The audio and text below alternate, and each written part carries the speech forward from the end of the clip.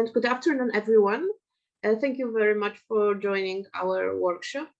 Today, I'm going to be talking about Monumental Tomb 144 and its forecourt.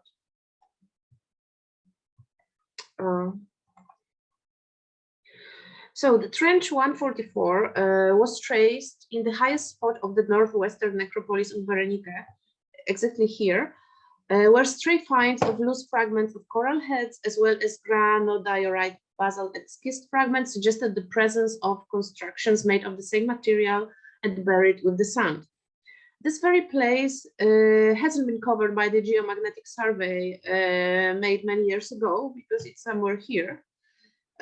So we had to rely on surface features when choosing the spot. The aims of opening the trench were to verify whether those characteristics might be taken as an evidence of the presence of a buried tomb, to learn more about funeral rites in Berenike, and to improve our methodology, enabling better positioning and exploring new trenches during the next field season. Soon after starting digging, it became clear that the spot was chosen properly, and we encountered the remains of an ancient tomb. The conducted research enables us to reconstruct its history, which I'm about to be presenting. The first period in the tomb's life history is connected with its construction. Sometime in the 4th-5th century AD, after choosing a suitable place on the Berenike necropolis, the tomb was erected. This west-east oriented structure was constructed on the bedrock. It has 4 rough-faced walls made of locally available coral heads or their fragments, arranged in regular horizontal courses. In its corners, anhydrite ashlars were placed, as you can see here, most probably imported from Rasbanas, located nearby, or brought from the dismantled early Roman structures. The tomb interior walls were covered with plaster, containing a mixture of small shells and coral head fragments.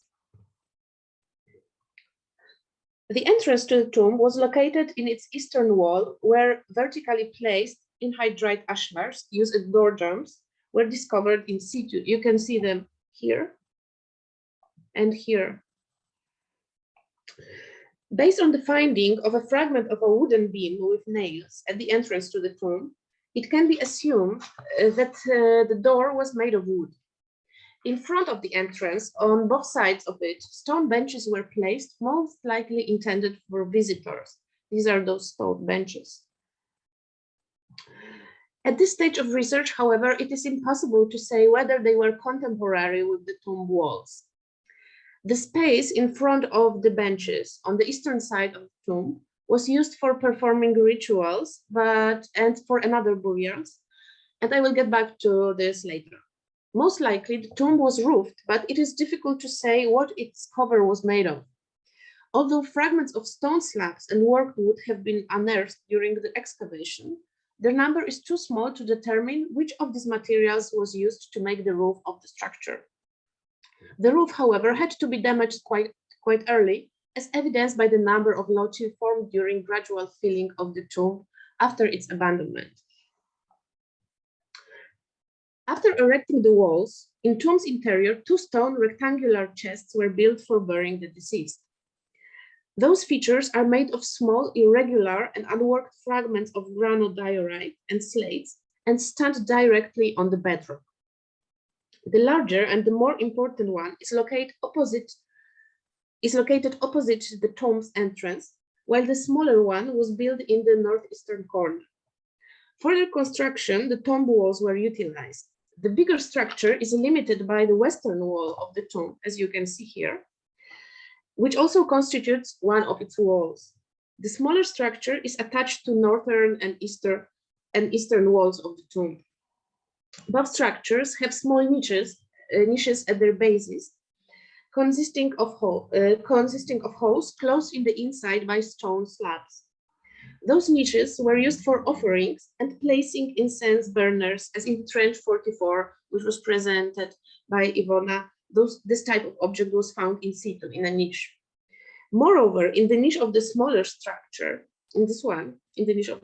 structure, we unearthed an animal spine intentionally deposited in this very place. Those 4 lumbar vertebrae belonged to a small or medium-sized ruminant. This animal was young and slaughtered before the vertebral ossification was complete. The granodiorite chests served as burials enclosures. Inside each of them, a wooden box was placed, and the space between the structure and the box was filled with small fragments of unworked lead and gray gravel brought from the wadi bed. In the northeastern structure, the wooden box was additionally placed on the stone foundation. The tomb's floor was made of carefully selected small coral heads, like those one you can see on this photo. However, before it was made, the first amphora, dated to the period between the 4th and the first half of the 5th century, was deposited. This very vessel, containing human or animal bones, was placed in a pit dug in the bedrock in the northwestern corner of the tomb, between its walls and the main granodiorite chest. So this might have been the tomb's foundation deposit. In front of the main chest and its niche, an enclosure made of vertical anhydrite slabs dug into the bedrock was erected.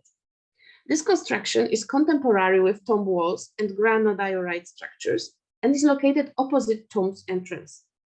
The space surrounded by the enclosure was slightly elevated in relation to the floor level and covered with the same selected coral gravel of which the floor was made. The second phase in the tomb's history is connected with skeletons discovered in the chests.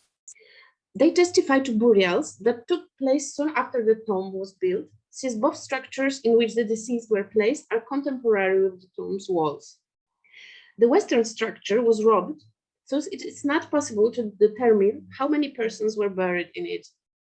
Its filling contained both small and big fragments of stones, which probably collapsed from the western wall of the tomb, as well as a mixture of shells, charcoal, human bone fragments, and worked wood.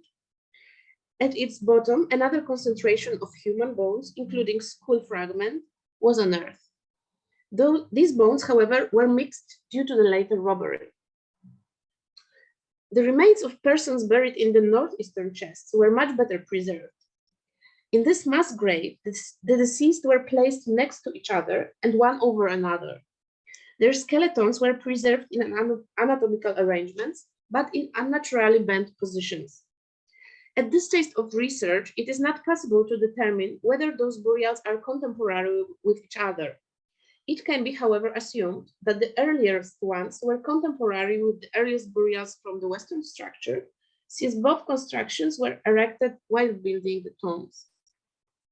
The bones were mixed up, so it's difficult to establish without further anthropological research how many people were eventually buried in the chest. In the course of the excavation of this burial, each of the 7 loci was assigned on the basis of successively unearthed clusters of skull bones, except for locus 23, in case of which it was clear that it consisted of bones of a person much younger than the others. Locus 23 is here. At the top of one of the latest buried bodies, placed on the top of others, personal adornments including metal earrings and finger rings, beads of various types, and ivory bracelets were discovered. In general, all of the clusters of jewelry finds discovered in this grave were associated with this very skeleton. Here you can see the map of finds of jewelry from this tomb, from this chest. Among the beads, both reused early Roman examples as well as post-Roman period pieces can be distinguished, which were made in Egypt or imported from India, and Joanna will tell you more about this in a moment.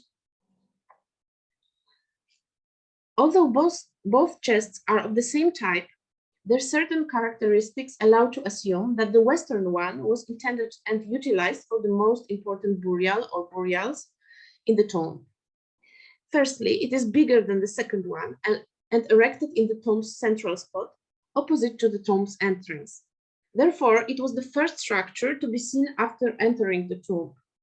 Secondly, it was robbed by the thieves, who must have expected to find precious objects, while the second one remained untouched. Thirdly, in front of it, a platform for performing rituals was constructed, which is lacking in case of Northeastern structure. Several loci unearthed in the tomb are connected with offerings and rituals performed for the dead soon after their burials, as they were discovered deposited on the floor level. Three main types of such deposits can be distinguished: amphora and kullas deposits, single object deposits, and animal bones, bowls, and incense burners deposits. By kulla, we mean a specific type of a water bottle, which is still being used in some regions. Some of them have sprouts, while others do not, but the characteristic feature constitutes a narrowing inside their neck in the form of a hole or a strainer aimed to prevent water splashing. They also keep the drinking water cool and fresh. At the bottom left of the slide, here, you can see modern kullas from Amman. So this type hasn't changed much from the ancient period. Those one with a black background, these are kullas from our trench. Finds of kullas are known from burial sites such as Wadi Kitna, among others. Deposits of the third type were discovered in front of the chests. In case of the main burial, it was placed on the platform and contains stone incense burner decorated with lion's head, as well as two Aswan bowls dated to the period between the end of the 4th century and the first half of the 5th century. One of them was discovered lying upside down, like you can see here. Another altar or an incense burner depicting a lion was discovered in Berenike's Isis temple in 2020. This is this very one here. It has an incised decoration depicting humans or anthropomorphic figures on one side, as well as a geometric pattern and a lion representation on others. Moreover, similar objects with geometric decorations are known from Wadi Kitna and Kalabsha. In Kalabsha, also a lion head depiction, being a fragment of a bigger sandstone object, was found, and I think this is the most similar object to ours, which we've been able to find so far. It is possible that another incense burner discovered by us nearby was originally placed on the same platform. It was found here next to the chest. People buried in the Northeastern structure were commemorated in a similar way. However, no special structure was erected for this purpose, probably due to the lower rank of those burials, as well as the lack of space. In front of the structure and its niche, an Aswan bowl lying upside down was discovered. It is worth noting that in the discussed tomb, Aswan bowls were found exclusively in front of chests. An amphora fragment found on the other side of the niche, this one here, has been documented as a part of the same deposit. However, it might have originally belonged to one of the other two loci of the first type discovered nearby and consisting of kullas and amphora. Next deposit was placed on the western side of the Northeastern structure in this very corner here. It consisted of amphora and kullas fragments, as well as of an incense burner, similar in terms of its geometrical decoration and material to the one from the platform. This is the very one. This is the altar, which you can see it here, lying upside down.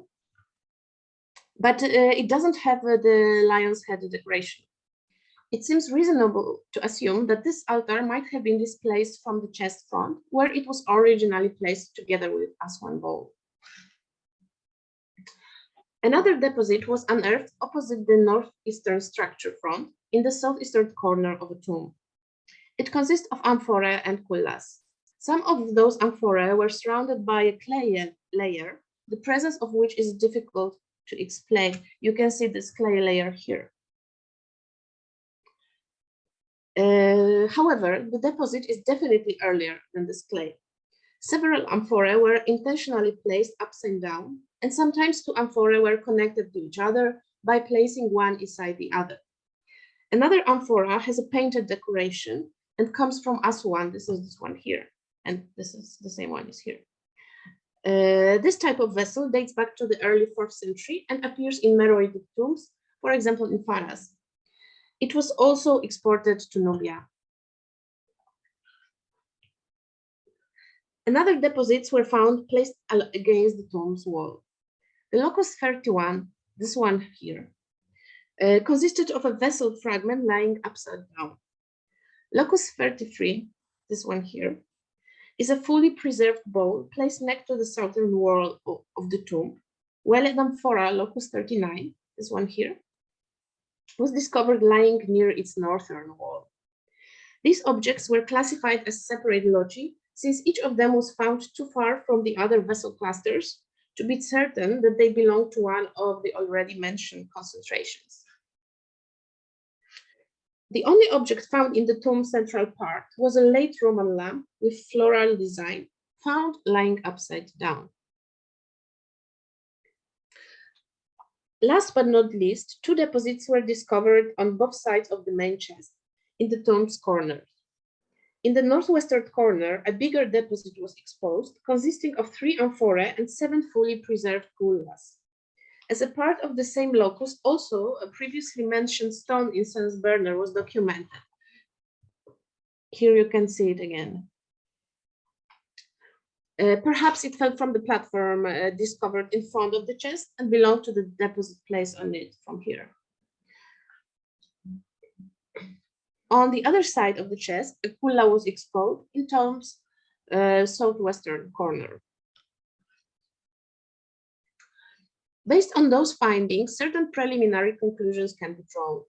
Firstly, all of the vessels found in the grave originally served for serving or storing liquids, such as wine and water. The combination of amphora and kulas might have symbolized popular ancient drink, wine mixed with water, while Aswan bowls symbolize drinking. The deposits consisting of amphora and kulas are also confirmed from El Badawat, an ancient Christian cemetery. Placing vessels upside down might have been intentional and aimed at allowing the water and wine soaking into the floor, being a ritual offering of drink for the deceased. Another type of ritual confirmed by findings was connected with burning offerings. They all were related to the period of the use of the tomb and to the rituals and offerings for the dead. It is also worth noting that Aswan bowls and incense altars were discovered only in front of or next to the front of the granite diorite chests, while amphora and kulas deposits were placed in tomb's corners. The next layer, locus 29, consisted of soil deposit, which was gradually filling the tomb after its abandonment and covered objects mentioned earlier. However, in the middle of the tomb, a lens was exposed, which consisted of soil clearly different from locus 29, both in terms of its color and consistency. It is here. It also contained much more fragments of human bones, pottery shreds, and charcoal. Most probably, this lens was formed after the burglary into the tomb that must have taken place shortly after its abandonment took place. It seems that the robbers targeted the western chest. It is the most important burial in the tomb, probably expecting to find precious objects. Artifacts from locus 27 might have been originally deposited in the chest from where they were thrown out by the robbers. The mixed bones concentration from the chest and stone slabs discovered lying at the bottom of locus 29, you can see them here, and probably thrown from their original place during the robbery, constituted another evidence of this event. Above the soil layer, a layer of a plaster was discovered. It was of various widths and stretched mainly along the northern and southern walls of the tomb. It must have been formed when the plaster covering the tomb inner walls fell or flowed to its bottom, where after mixing with water, it solidified, resembling a floor-like surface. Probably sometime after its abandonment, the tomb was visited again. It seems that during this period, another 2 deposits were placed in the tomb's corners above the earlier ones. First of them, discovered in the southwestern corner, consisted of an amphora lying on stone slabs that must have fell off the tomb's walls. The second one, also an amphora, contained child bones. This is this one here, and was placed in the northwestern corner of the tomb. The hypothesis that those deposits were placed after the abandonment of the tomb is based on the presence of stone slabs, you can see them here, and a clay layer below them, dividing them from the earlier ones. However, the possibility that all of them are contemporary cannot be completely excluded. These findings might constitute an evidence of visiting the tomb in the later periods, perhaps by different people than those who buried the deceased. They also might testify to the continuity in ritual behaviors and to the remembrance of the dead, as well as their significance for the local community. Above them, a layer of rubble was discovered.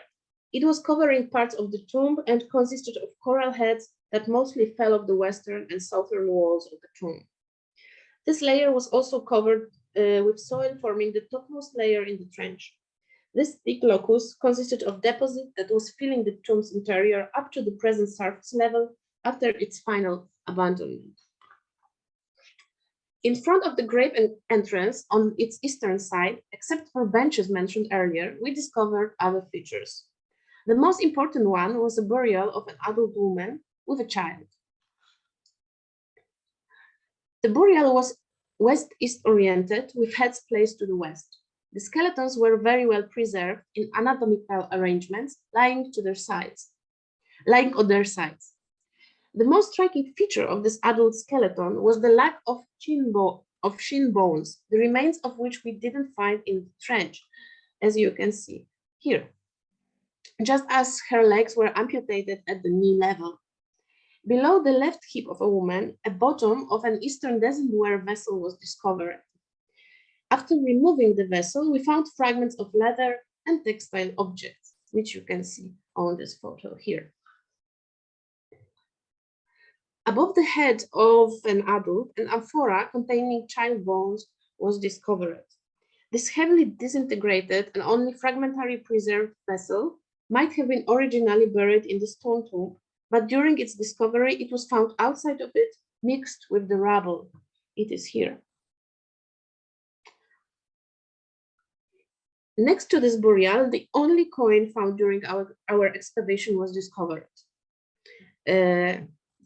It is marked in yellow on this photo. This late Roman bronze issue is illegible and was unearthed next to the burial pit. Another burial was discovered next to the trench bog. In this small burial pit, child bones were found. In the eastern part of the trench, we discovered two significant concentrations of charcoal, being a remains of burning some substances, maybe of some rituals that were performed in this very place. Therefore, as we can see, the tomb forecourt was used for another burials and most probably for performing rituals. At this stage of research, however, it's not possible to determine whether the burials were contemporary with those ones from the tomb. Thank you very much for your attention.